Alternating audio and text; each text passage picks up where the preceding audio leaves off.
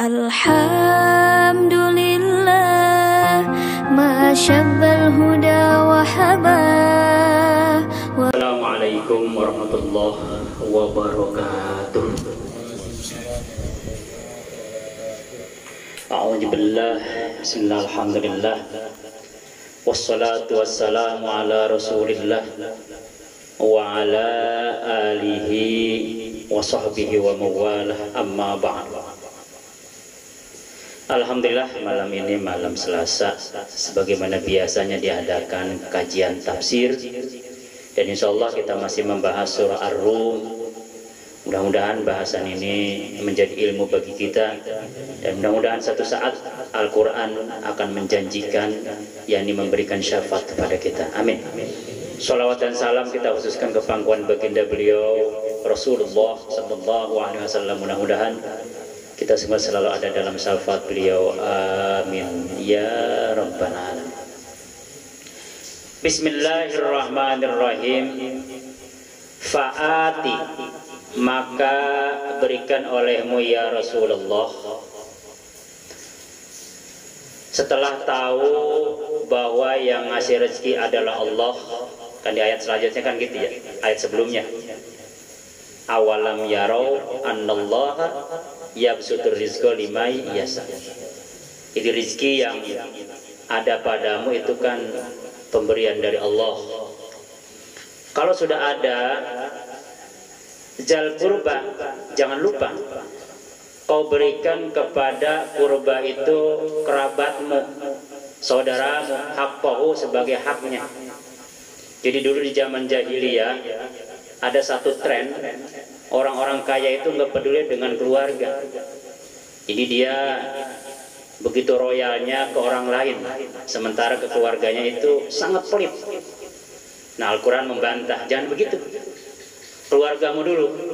Jadi jangan sampai kakakmu jadi orang kaya, kau adiknya malah tidak diperhatikan. Ini keliru. Jadi di kita itu kebanyakan begitu ya. Jadi utamakan dulu keluargamu. Jangan sampai kekayaanmu hanya dinikmati oleh orang lain, sementara keluargamu sendiri itu dalam kondisi hidup serba kekurangan. Nah, itu perintah Al-Qur'annya. Bahkan kalau kita lihat di surah lain, misalnya di sini surah Al-Baqarah, ini ayat berapa nih? Agak kelihatan ya. Ayat 215. Yas'alunaka madza yunfikun qul ma anfaqtum min khairin falil walidaini wal aqrabin wal yatama. Ketika mereka menanyakan infak itu yang paling hebat, ketika kau punya harta, kepada siapa sih? Pertama menurut Al-Quran, falil walidaini, kepada kedua orang tuamu gitu. Pertama bapak dulu sama ibu. Wal aqrabin, adikmu, kakakmu, mamangmu, uwakmu, kerabat. Wal yatama, baru anak yatim. Wal masakin, baru orang miskin. Jadi jangan anak yatim nyumbang anak yatim 5 juta sementara ke keluarganya pelit. Nah, itu kurang bagus. Jadi utamakan keluargamu dulu, gitu ya. Wal miskina, kemudian orang miskin. Wabnas sabil, wabnas sabil itu orang yang dalam perjalanan kehabisan ongkos dulu. Sekarang mah udah zaman canggih ya. Dulu mah orang kalau bepergian itu jarak jauh, kan jalan atau naik kuda atau naik onta lah. Itu kan kadang suka kehabisan bekal. Itu namanya ibnus sabil. Kalau sekarang mah nggak kaget, mau ke Surabaya, mau ke Jepang, kemana juga kan ada. Canggih lah sekarang ya. Ini maksudnya bukan zakat ya. Di sini maksudnya tuh ya sedekah lah atau pemberian. Jalika, bermula yang demikian itu khairun, itu lebih baik. Lilladzina, bagi orang-orang yuriduna, yang mengharapkan, menginginkan wajah Allahi, akan wajah Allah, maksudnya ikhlas. mengharapkan keikhlasan, mengharapkan ridho Allah. Jadi orang yang mengharapkan ridho Allah, ya salah satu perintahnya, kau berikan hartamu ke keluargamu dulu, sejahterakan. Kemudian orang miskin, baru ibnus sabil. Wa ulaika, dan mereka itu mereka itu yang melakukan kegiatan tadi al-muflihun, dialah orang yang menang. Muflih itu menang, atau orang yang bahagia.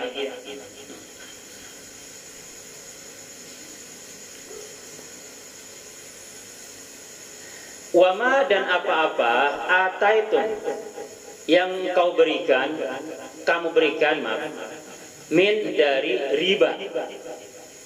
Riba di sini bukan riba yang kita hukumi haram, bukan. Karena kalau kita lihat di ayat lain itu kata riba itu hampir ada 8 kata di 4 surah. Bapak kalau lihat di 4 surah, jadi ada tahapan, ini tahapan awal. Tahapan kedua kita lihat misalnya, jadi Al-Quran itu cara dakwahnya itu enggak sekaligus ya. Misalkan kayak minuman keras, itu nanti ada tahapan. Jadi ada tahapan. Jadi jangan main tendang-tendang, ada tahapan dulu, ada tahapan dulu. Gimana gitu, jangan main tendang. Jadi ditangkap jadinya, jangan main tendang. Jadi ada tahapan, ada tahapan. Ini kalau model begini hidup di zaman Wali Songo, mau laku Islam. Ketika Wali Songo berdakwah di Bali, di Jawa, waduh, kalau main tendang-tendangin, waduh. Di kita kalau begini bae lah, yang ada kita copetin dulu ya. Nah ini ada yang kedua di surah An-Nisa, kalimat riba. Dalam surah An-Nisa juga ada. Wa akhdihim riba, tulisan ribanya pakai waw, riba wa alif, ada waw dan alif. Kalau itu kan langsung alif, nggak ada wawnya, riba gitu. Sedangkan di ayat lain itu menggunakan ada wawnya sebelum alif. Coba lihat. Atau yang lebih mudahnya lihat di surah Al-Baqarah, di akhir surah Al-Baqarah itu ada. Akhir surah Al-Baqarah ayat berapa nih? Nggak kelihatan. 200 berapa ya? 75 dan 276 ada. Alladzina ya'kuluna riba yamhaqullahu riba. Terus di ayat selanjutnya juga ada. Ya ayyuhalladzina amanu taqullaha wajaru ma baqiya minar riba. Jadi riba di ayat lain itu kalimatnya menggunakan waw, sementara di sini kan enggak, langsung alif. Atau dalam surah Al-Imran, ini ada nih. Ya ayyuhalladzina amanu la ta'kulur riba ad'afan mudha'afah. Jadi riba di sini menurut para ulama tafsir maksudnya hadiah. Ribanya yang riba halal, riba mubah namanya ya. Maksudnya hadiah. Seseorang memberikan hadiah liar buah fi amwalin nasi, supaya berkembang, supaya bertambah pada harta manusia. Fala yarbu, Allah bantah tidak akan pernah berkembang. Indallah, di sisi Allah. Artinya dia memberikan hadiah itu ya supaya viral, supaya kontennya itu ya banyak lah gitu. Misalnya nih kita bikin sebagai YouTuber ya, jadi ada orang nggak punya, kemudian kita hampiri, kemudian kita bikin konten lah gitu.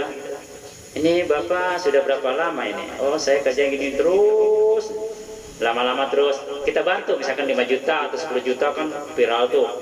Wah, demi konten. Ini hadiah yang diberikan demi konten. Memang nyohor, memang dia dapat follower banyak, memang dapat YouTuber lah statusnya, hebat, duitnya banyak, melimpah dari iklan segala macam. Tapi di sisi Allah itu tidak berkembang. Jadi orang memberikan hadiah itu karena ingin dipuji lah, sini maksudnya. Boleh, ini bersifat mubah aja. Jadi apabila orang memberikan hadiah, memberikan apapun, bantuan kepada orang lain, ingin supaya terkenal namanya, apalagi ingin targetnya 2024 gitu ya, ada target ke sana lah, sehingga turun ke yang tadinya nggak pernah ngerambet ikut ngerambet gitu kan, gitu ya. Pokoknya gitu-gitu dah, boleh itu hanya sekedar mubah. Wa ma ataitum, dan apa-apa yang kau berikan, kamu berikan min dari zakatin, berupa zakat. Nah, zakat di sini sudah wajib. Turiduna wajhallahi, harapannya, keinginannya, maksudnya itu wajah Allah.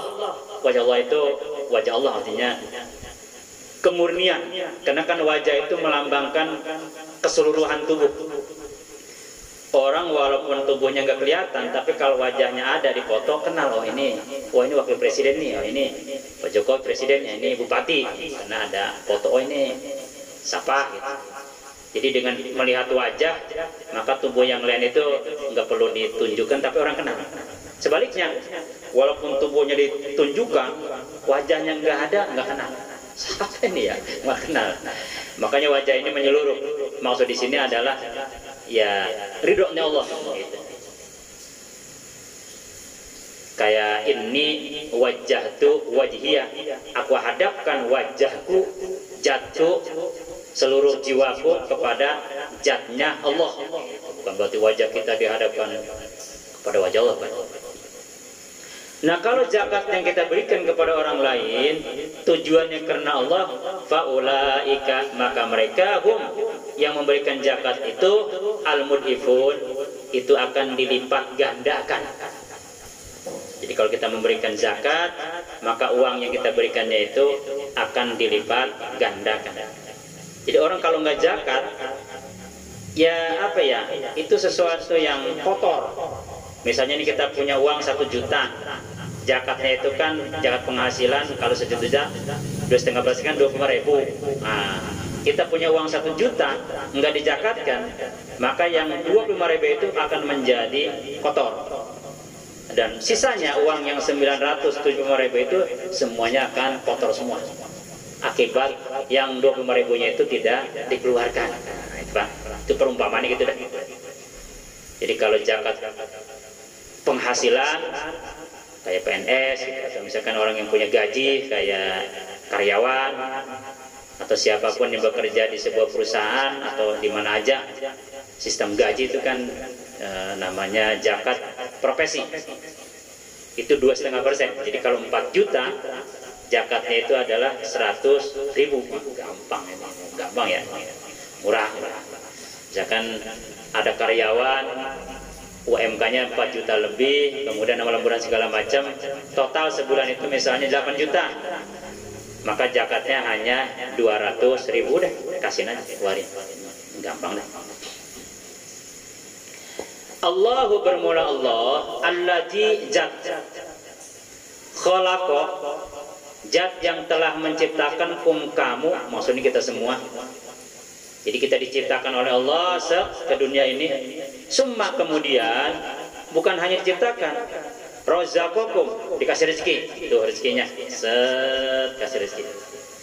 Summa yumitukum, kemudian setelah waktunya tiba ajalnya dimatikan kamu. Summa, kemudian yuhyikum, dihidupkan kamu. Jadi kalimat summa itu pakai jarak. Kalau wawu beda ya, atau fa. Jadi tidak menggunakan maka, tapi menggunakan kemudian. Summa, jadi kalimat kemudian itu ada waktu. Summa yumitukum, ada waktu tertentu, bisa 10 tahun, bisa 10 tahun, bisa 100 tahun. Kalau udah tiba ajalnya, yumitukum, dimatikan kamu. Summa yuhyikum, kemudian kamu dihidupkan, dibangkitkan lagi, atau hidup lagi dalam barzah. Jadi summa itu mempunyai jarak waktu. Kemudian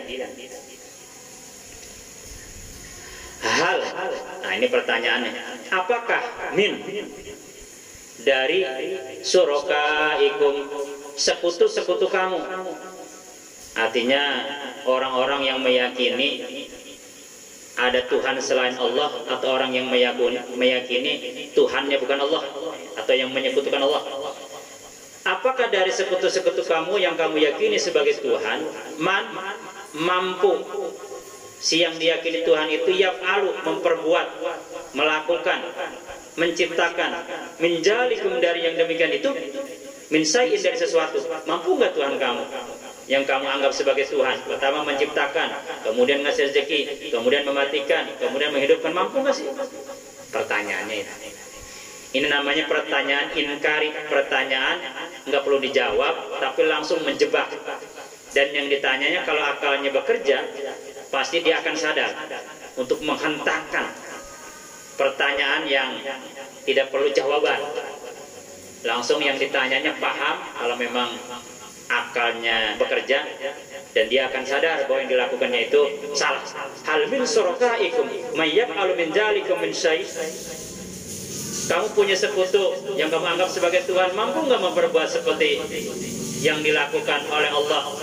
Menciptakan, ngasih rezeki, mematikan, menghidupkan. Nggak mampu kan? Jadi nggak perlu ditanya, nggak perlu dijawab. Jadi Al-Quran itu banyak menggunakan pertanyaan-pertanyaan yang tidak perlu menggunakan jawaban, tapi menusuk. Nantang, tapi Al-Quran sudah langsung memvonis tidak akan sanggup. Misalnya, ini dalam yang gampang nih kita ambil. Nantang, tapi langsung Al-Quran mengatakan kau tidak sanggup. Wa in kuntum fi raibim mimma nazzalna ala abdina fa'tu bi suratin min misli wa syuhada'akum min dunillahi in kuntum shadiqin. Kalau kau ragu, kalau kau tidak yakin akan Al-Quran yang diturunkan kepada Rasulullah itu, coba kau datangkan satu surah seumpama persis dengan Al-Quran yang aku turunkan. Wa syuhada'akum min dunillahi in kuntum shadiqin.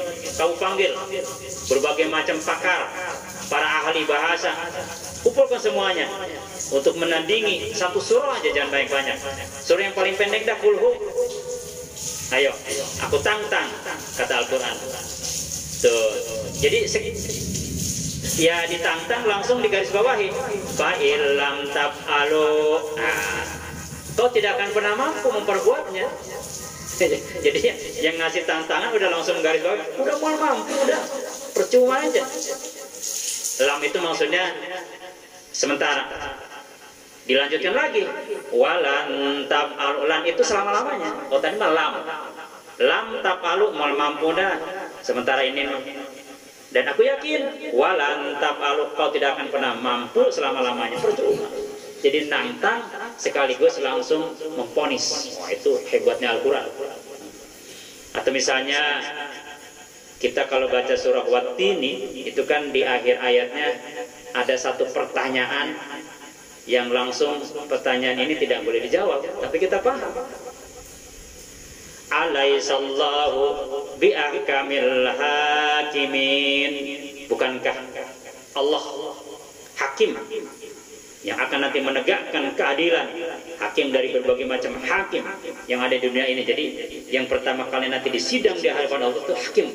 Para hakim semua dikumpulin, hakim, pengacara, apalagi itu ya penuntut umum, nanti semua akan dikumpulkan, ditanya oleh Al-Quran. Alaihissallahu bi'ahkamil hakim. Jadi bukan berarti kita jawab, nggak usah dijawab. Cuman memang setiap kita membaca ayat Al-Quran yang ada pertanyaannya, disunahkan kita mengucapkan kalimat tertentu. Nanti dipikir ada. Misalnya kita baca Sabbihis marabbikal a'la, kita jawab subhana rabbiyal a'la wa bihamdi, gitu ya. Jadi kalau imam baca, kita baca lagi. Misalnya imam nih. Imam teh baca Sabbihis. Bismillahirrahmanirrahim. Sabbihis marabbikal a'la subhana rabbiyal a'la wa bihamdi, gitu jawab. Kemudian di akhir ayat suhufi ibu, gitu ya. Suhufi itu jangan panjang ya, jangan innaha jalafis suhufi. Suhufi salah, haknya tuh pendek, jadi baca panjang gimana sih?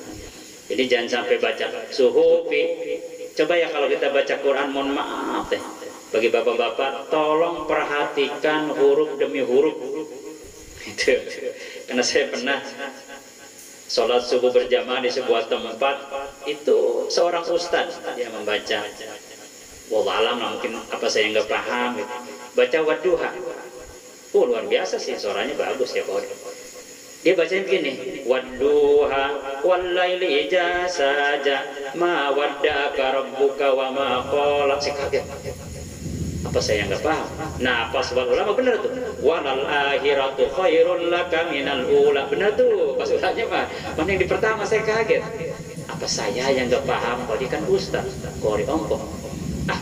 Saya penasaran tuh, setelah sholat subuh jamaah jam 7 jam 8 saya ngebel temen waktu pesantren dulu di Banten, dia memang kori. Assalamualaikum Kang, Ustaz gimana, sehat dengan lama ada 2 menit lah. Kemudian saya menanyakan ini begini kali ada bacaan yang boleh begini wadduha. Enggak, itu enggak ada. Saya udah puluhan tahun jadi kori juga, saya sering belajar qiraat dari qiraat 7 segala macam, qiraat sampai segala macam, enggak ada itu. Kali Kang apa gitu saya nggak paham. Enggak yang Akang tahu tuh nggak ada kan. Jadi yang benar wadduha iya. Kalau wadduhe ada, wallaili idza saja ada, wa ma qala ada, wa huwa minal khairul laka minal ula itu ada. Tapi kalau wadduha wallaili idza saja nggak ada itu. Ya sudahlah. saya pernah itu sempat kaget juga, apa saya nggak paham, maka saya nggak berani lain.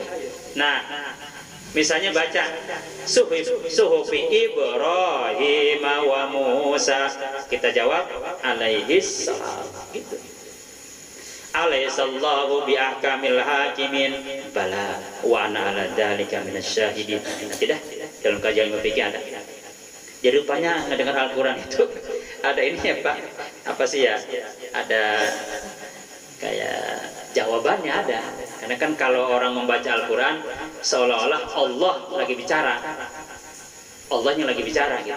Jadi kalau kita baca Quran seolah-olah Allah yang sedang bicara sama kita. Kalau kita sedang sholat seolah-olah kita yang bicara sama Allah. Makanya ketika kita sholat baca Al-Quran, Allah sedang bicara sama kita bicara dengan Allah, namanya dialog. Itulah kenikmatan yang tertinggi gitu, menurut teori ya. Saya sendiri Pak masih banyak belajar ya. Jadi menurut orang-orang yang cinta sama Allah namanya muhibbin atau arifin, tingkat-tingkat, kalau kita kan masih tingkat ya abidin dah kita mah ya, masih tingkat ngejar-ngejar pahala lah nggak apa-apa. Orang-orang yang muhibbin dasarnya cinta, orang-orang yang arifin, dia itu kalau sholat ya dia membaca Al-Quran seolah Allah yang sedang bicara sama dia sholat, dia bicara kepada Allah, kan satu dialog komunikasi yang luar biasa nikmatnya itu. Wah luar biasa itu. Makanya sholat itu bagi mereka pekerjaan yang paling nikmat adalah sholat, paling nikmat. Atau misalkan kalau kita sholat subuh kan ada as-sholatu khairum minan naum. Sholat itu lebih lezat, lebih nikmat, lebih asik daripada sholat. Main game itu kecil itu. Orang main game itu sampai 4-10 jam itu kecil itu dibandingkan orang yang sholat itu nikmat banget.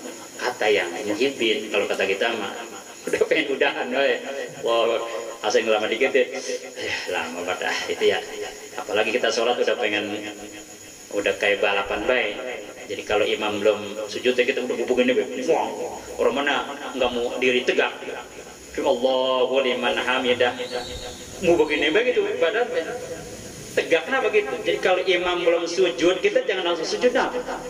Rasulullah gitu. Jadi apabila imam sujud baru kita sujud. Ini mah imam sujud udah begitu kita. Waduh, udah ngawahin kayak orang mau. Nah gitu ya. Nah itu subhanahu wa ta'ala, maha suci engkau ya Allah, wa ta'ala dan maha tinggi, amma dari apa-apa yusrikun yang disekutukan oleh mereka. Gambarannya gini dah, misalnya nih ada ilustrasi ya. Dulu ada namanya Karis, dia mencintai Lela. Si Karis ini begitu mencintai Lela, udah kecintaan kepada Laila itu begitu hebatnya sehingga dia menghampiri Laila. Rupanya ada orang sedang sholat, sehingga lewat aja. Itu yang sholat itu kesel, wah ini si Haris, gua sholat kagak sopan bisa main lewat baik. Nah selesai sholat dia ngancam si Haris kalau pulang. Gua tanya pas pulang, bisa Riz, ada apa ya? Tahu nggak waktu di situ lewat kita lagi sholat? Maaf, saya kan lagi mencintai Laila, saya nggak tahu kalau ada seseorang atau benda apapun yang saya lihat cuma Laila aja. Lagian di situ sholat menghadap kepada Allah masih ngelihat kita. Paham kan maksudnya? Ya, paham ya? Dia aja yang mencintai Laila nggak kelihatan, masa lagi mencintai Allah?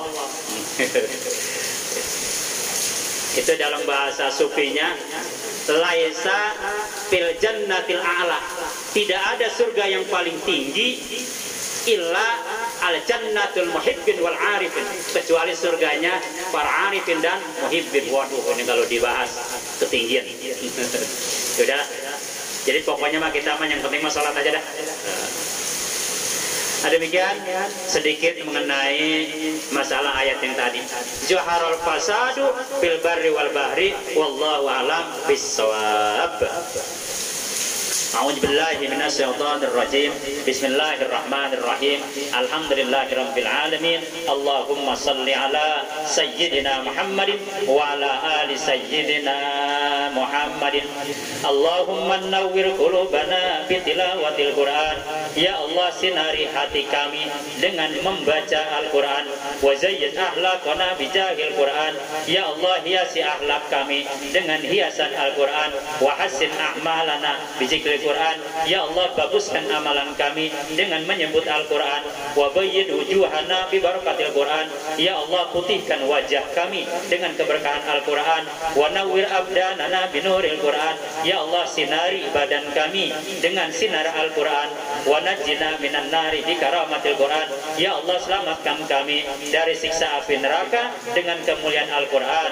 Wa dihilnal jannata bi syafaatil Quran. Ya Allah, masukkan kami ke dalam surga dengan syafaat Al-Quran. Fafirru ilallah, fafirru ilallah, fafirru ilallah. Wa qul ja'al haq wa jahaqal batil, innal batila kana zahuqa. Rabbana atina fid dunya hasanah wa fil akhirati hasanah wa qina adzabannar. Subhana rabbika rabbil izzati amma yasifun wa salamun alal mursalin walhamdulillahi rabbil alamin. Al-Fatihah.